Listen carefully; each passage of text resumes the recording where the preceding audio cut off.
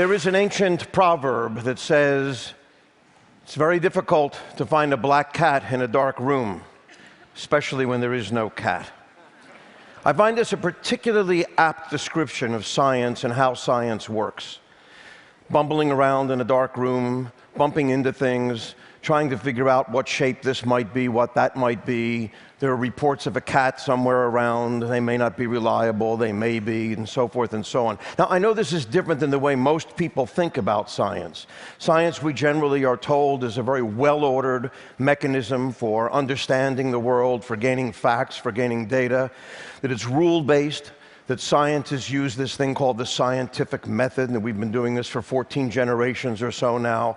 And the scientific method is a set of rules for getting hard, cold facts out of the data. I'd like to tell you that's not the case. So there's the scientific method, but what's really going on is this. And it's going on kind of like that. So what is the difference, then, between the way I believe science is pursued and the way it seems to be perceived? So this difference first came to me in some ways in my dual role at Columbia University, where I'm both a professor and run a laboratory in neuroscience, where we try and figure out how the brain works. We do this by studying the sense of smell, the sense of olfaction. And in the laboratory, it's a great pleasure and fascinating work and exciting to work with graduate students and postdocs and think up cool experiments to understand how this sense of smell works and how the brain might be working. And, well, frankly, it's kind of exhilarating. But at the same time, it's my responsibility to teach a large course to undergraduates on the brain. And that's a big subject, and it takes quite a while to organize that. And it's quite challenging, and it's quite interesting. But I have to say, it's not so exhilarating. So what was the difference? Well, the course I was and am teaching is called Cellular and Molecular Neuroscience 1. It's 25 lectures full of all sorts of facts. It uses this giant book called Principles of Neuroscience by 3 famous neuroscientists. This book comes in at 1,414 pages. It weighs a hefty 7.5 pounds. Just to put that in some perspective, that's the weight of 2 normal human brains. So I began to realize by the end of this course that the students maybe were getting the idea that we must know everything there is to know about the brain. That's clearly not true. And they must also have this idea, I suppose, that what scientists do is collect data and collect facts and stick them in these big books. And that's not really the case either. When I go to a meeting, after the meeting day is over and we collect in the bar over a couple of beers with my colleagues, we never talk about what we know. We talk about what we don't know. We talk about what still has to get done, what's so critical to get done in the lab. Indeed, this was, I think, best said by Marie Curie, who said that one never notices what has been done, but only what remains to be done. This was in a letter to her brother after obtaining her 2nd graduate degree, I should say. I have to point out, this has always been one of my favorite pictures of Marie Curie, because I'm convinced that that glow behind her is not a photographic effect. That's the real thing. It is true that her papers are to this day stored in a basement room in the Bibliothèque Française, in a concrete room that's lead-lined. And if you're a scholar and you want access to these notebooks, you have to put on a full radiation hazmat suit, so it's pretty scary business. Nonetheless, this is what I think we were leaving out of our courses and leaving out of the interaction that we have with the public as scientists, the what remains to be done. This is the stuff that's exhilarating and interesting. It is, if you will, the ignorance. That's what was missing. So I thought, well, maybe I should teach a course on ignorance. Something I can finally excel at, perhaps, for example. So I did start teaching this course on ignorance, and it's been quite interesting, and I'd like to tell you to go to the website. You can find all sorts of information there.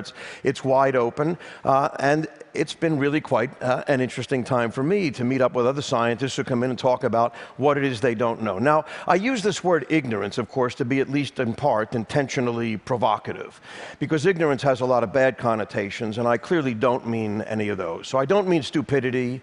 I don't mean a callow indifference to fact or reason or data. The ignorant are clearly unenlightened, unaware, uninformed, and present company today, except that often occupy elected offices it seems to me. That's another story, perhaps. I mean a different kind of ignorance. I mean a kind of ignorance that's less pejorative, the kind of ignorance that comes from a communal gap in our knowledge, something that's just not there to be known or isn't known well enough yet or we can't make predictions from. The kind of ignorance that's maybe best summed up in a statement by James Clerk Maxwell, perhaps the greatest physicist between Newton and Einstein, who said, "Thoroughly conscious ignorance is the prelude to every real advance in science." I think it's a wonderful idea, thoroughly conscious ignorance. So that's the kind of ignorance that I want to talk about today. But of course, the first thing we have to clear up is what are we going to do with all those facts? So it is true that science piles up at an alarming rate. We all have this sense that science is this mountain of facts, this accumulation model of science, as many have called it.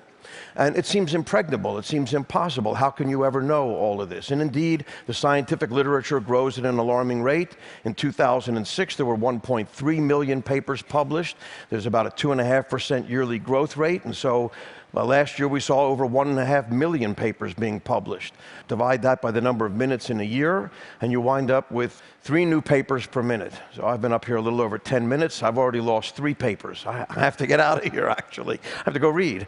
So what do we do about this? Well, the fact is that what scientists do about it is a kind of a controlled neglect, if you will. We just don't worry about it in a way. The facts are important. You have to know a lot of stuff to be a scientist, that's true. But knowing a lot of stuff doesn't make you a scientist. You need to know a lot of stuff to be a lawyer, or an accountant, or an electrician, or a carpenter. But in science, knowing a lot of stuff is not the point. Knowing a lot of stuff is there to help you get to more ignorance. So knowledge is a big subject, but I would say ignorance is a bigger one. So this leads us to maybe think about a little bit about some of the models of science that we tend to use, and I'd like to disabuse you of some of them. So one of them, a popular one, is that scientists are patiently putting the pieces of a puzzle together to reveal some grand scheme or another. This is clearly not true. For one, with puzzles, the manufacturer has guaranteed that there's a solution. We don't have any such guarantee. Indeed, there are many of us who aren't so sure about the manufacturer. So I think the puzzle model doesn't work. Another popular model is that science is busy unraveling things the way you unravel the peels of an onion. So peel by peel, you take away the layers of the onion to get at some fundamental kernel of truth. I don't think that's the way it kind of works either. Another one, a kind of popular one, is the iceberg idea, that we only see the tip of the iceberg, but underneath is where most of the iceberg is hidden. But all of these models are based on the idea of a large body of facts that we can somehow or another get completed. We can chip away at this iceberg and figure out what it is, or we could just wait for it to melt, I suppose, these days. But one way or another, we could get to the whole iceberg, right?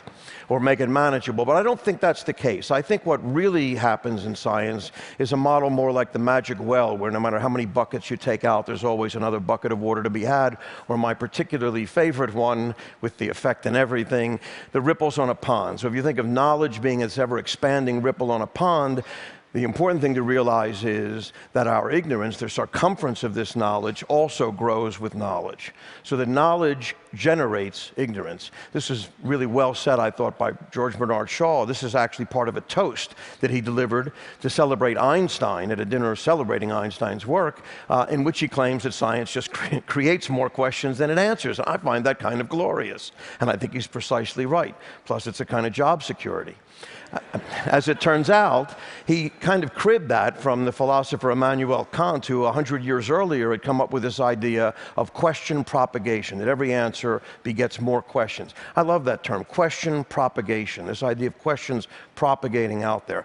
So I'd say the model we want to take is not that we start out kind of ignorant and we get some facts together and then we gain knowledge. It's rather kind of the other way around, really.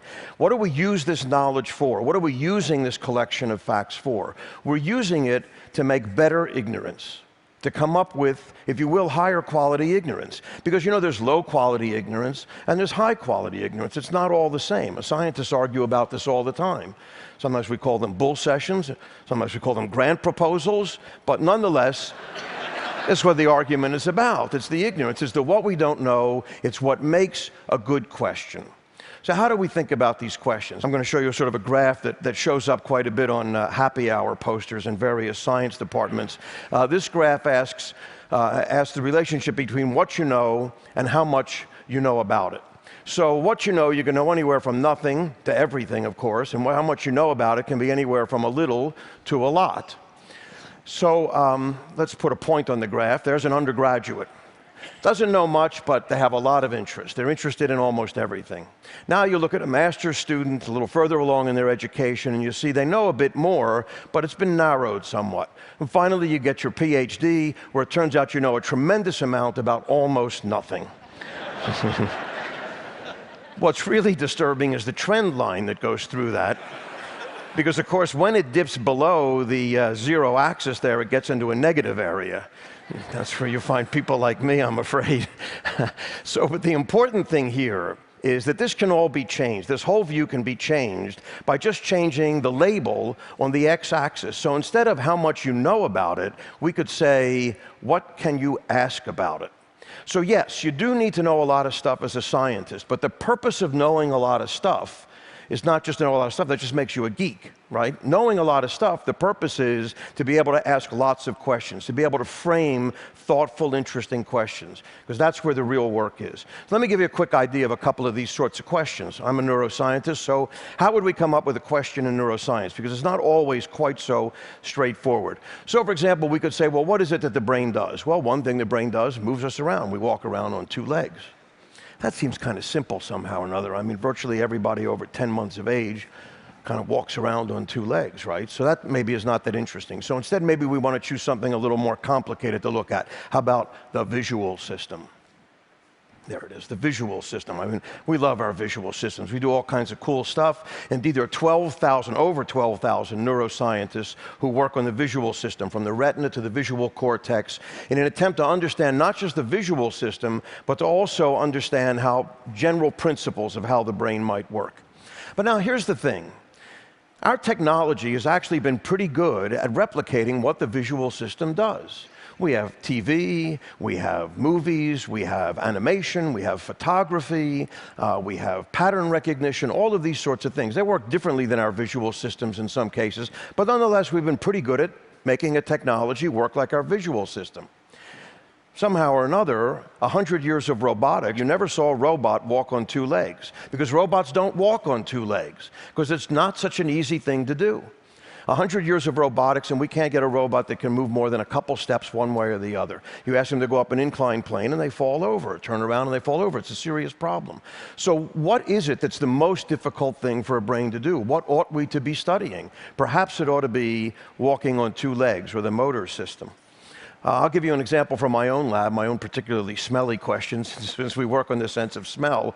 But here's a diagram of 5 molecules in sort of a chemical notation. These are just plain old molecules, but if you snip those molecules up these 2 little holes in the front of your face, you will have in your mind the distinct impression of a rose. If there's a real rose there, those molecules will be the ones. But even if there's no rose there, you'll have a memory of a molecule. How do we turn molecules into perceptions?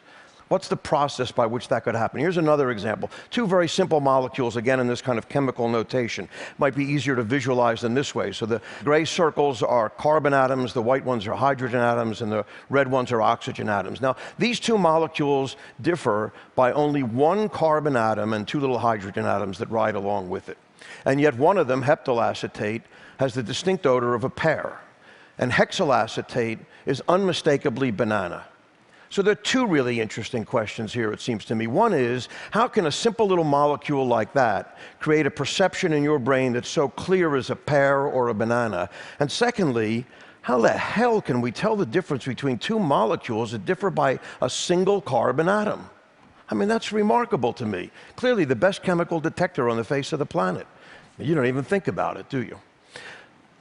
So, this is a favorite quote of mine that takes us back to the ignorance and the idea of questions. I like to quote because I think dead people shouldn't be excluded from the conversation. And I also think it's important to realize that the conversation's been going on for a while, by the way. So Erwin Schrödinger, a great quantum physicist and I think philosopher, points out how you have to abide by ignorance for an indefinite period of time. And it's this abiding by ignorance that I think we have to learn how to do. This is a tricky thing. This is not such an easy business. I guess it comes down to our education system, so I'm going to talk a little bit about ignorance and education, because I think that's where it really has to play out. So, for one, let's face it, in the In the age of Google and Wikipedia, the business model of the university and probably secondary schools is simply going to have to change. We just can't sell facts for a living anymore. They're available with a click of the mouse, or if you want to, you could probably just ask the wall one of these days, wherever they're going to hide the things that tell us all this stuff.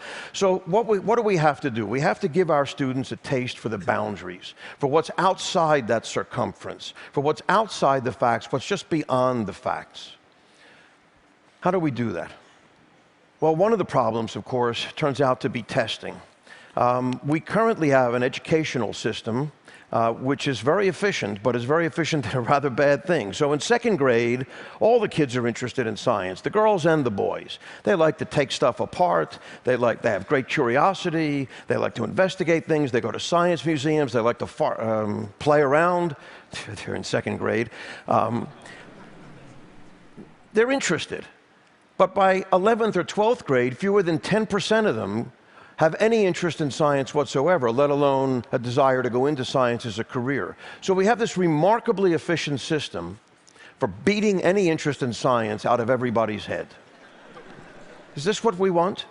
I think this comes from what a teacher colleague of mine calls the bulimic method of education. You know, you can imagine what it is. We just jam a whole bunch of facts down their throats over here, and then they puke it up on an exam over here, and everybody goes home with no added intellectual heft whatsoever. This can't possibly continue to go on. So what do we do? Well, the geneticists, I have to say, have an interesting maxim they live by. Geneticists always say, you always get what you screen for. And that's meant as a warning. So we always will get what we screen for, and part of what we screen for is in our testing methods. We hear a lot about testing and evaluation, and we have to think carefully when we're testing whether we're evaluating or whether we're weeding, whether we're weeding people out, whether we're making some cut. Evaluation is one thing. You hear a lot about evaluation in the literature these days, in the educational literature, but evaluation really amounts to feedback, it amounts to an opportunity for trial and error, it amounts to a chance to work over a longer period of time with this kind of feedback.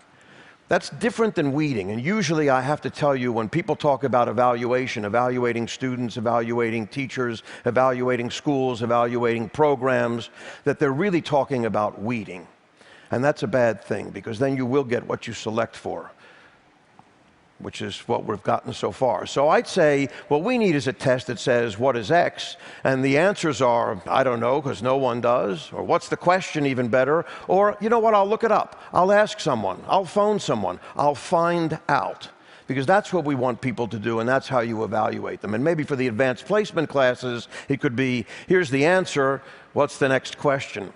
That's the one I like in particular. So let me end with a quote from William Butler Yeats, who said, education is not about filling buckets, it's lighting fires. So I'd say, let's get out the matches. Thank you. Thank you.